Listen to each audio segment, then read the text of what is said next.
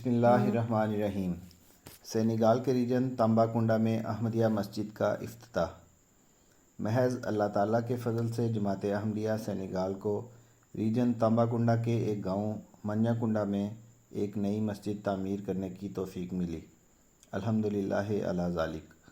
یہ گاؤں سینیگال اور گیمبیا کے بارڈر پر واقع ہے اور مکرم منور احمد خورشید صاحب مرحوم سابق امیر جماعت سینیگال کے ذریعہ احمدیت یہاں 1998 میں آئی۔ ابتدا میں یہاں جماعت کو شدید مخالفت کا سامنا کرنا پڑا۔ اوائل میں 3 خاندانوں نے احمدیت قبول کی، جس کے نتیجے میں نہ صرف اس گاؤں کے لوگوں نے بلکہ گرد و پیش کے 15 گاؤں نے ان احمدیوں کا سماجی بائیکاٹ کر دیا۔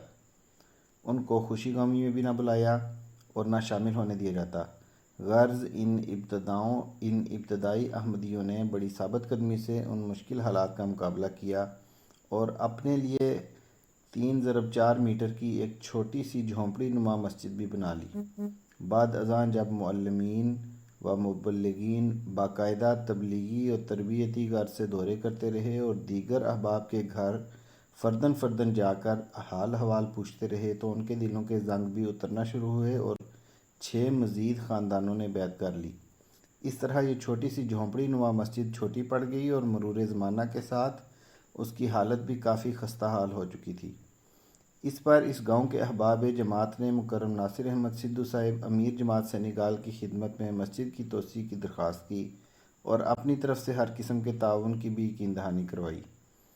اس پر مورخہ 10 جنوری 2023 کو پرانی مسجد کی جگہ نئی مسجد کی تعمیر کا آغاز ہوا۔ گاؤں کے احباب نے اینٹیں بنائی اور مزدوری میں ہاتھ بٹایا۔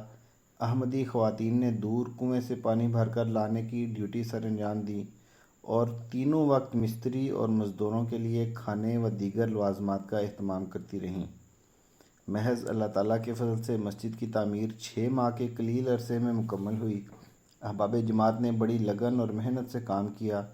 دوران تعمیر متعدد واقعات ایسے رونما ہوئے جو احباب کے ازدیاد ایمان کا موجب ہوئے اور بقول اہالیان گاؤں یہ باتیں معجزات سے کم نہیں۔ پہلا واقعہ کچھ یوں ہے کہ مخالفین پرانی مسجد ہونے کے باعث احمدیوں پر ہنستے اور کہتے کہ اس دور دراز گاؤں میں تمہیں کون مسجد بنا کر دے گا۔ یہ گاؤں سینیگال اور گیمبیا کے عین بارڈر پر واقع ہے۔ اب جب مسجد تعمیر ہونے لگی تو مخالفین نے شدید تعجب کا اظہار کیا اور دوران تعمیر متعدد بار آ کر احمدیوں سے اس بات کا اظہار کیا کہ ہم یہ خیال نہیں کر سکتے تھے کہ آپ لوگ یہاں مسجد بنا لیں گے، مگر آپ کی ثابت قدمی اور ترقی دیکھ کر ہم آپ کی مخالفت بھی نہیں کریں گے۔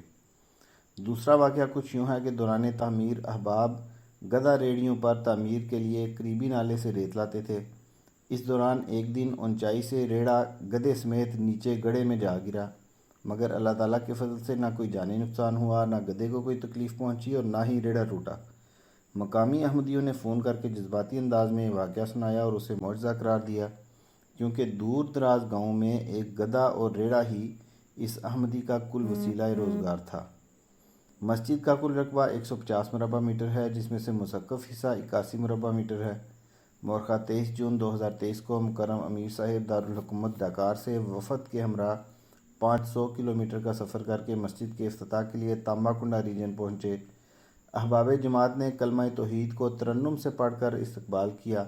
بعد ازاں مسجد کے دروازے پر آ کر دعا کروائی، جس میں دور و نزدیک سے آئے احمدی و غیر احمدی مرد و زن کثیر تعداد میں شامل ہوئے۔